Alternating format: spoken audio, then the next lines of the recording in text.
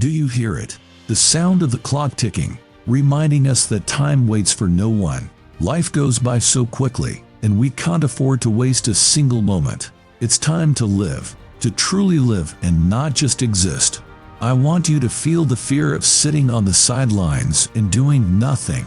The thought of waking up years from now and realizing you've made no progress should terrify you. Stagnation is the real nightmare, and it's what you need to be afraid of.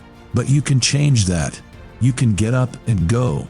Your dreams won't execute themselves. Your goals won't accomplish themselves. And those weights won't lift themselves. You have to take action now. Don't wait anymore.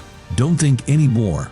Don't plan anymore. And don't make any more excuses or justifications. It's time to take a risk, to take the first step, and to take action. No complacency. No backing off. No slack whatsoever. It's time to put your puzzle pieces together, to be specific about what you're doing on Monday, Tuesday, and Wednesday. Time is running out, and you need to be in a big damn hurry. The separator between you and the winners is what you do with those 86,400 seconds in a day. You need to get in a hurry because life goes by in a flicker. You don't want to look back and realize you wasted precious time. You need to start living life with a sense of urgency, sharing what you brought into the universe, because if you don't, nobody else will. We get one shot at this gig called life, and we can't afford to wait for the perfect moment. It's time to take action, to get out of bed, and to step forward. Give every day everything you've got until your last breath.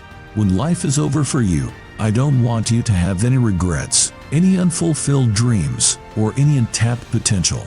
I want you to go for broke, to get everything out of your system. So, what are you waiting for? Don't let another day slip by. It's time to live with a purpose, to live each day as if it were your last, and to make every second count.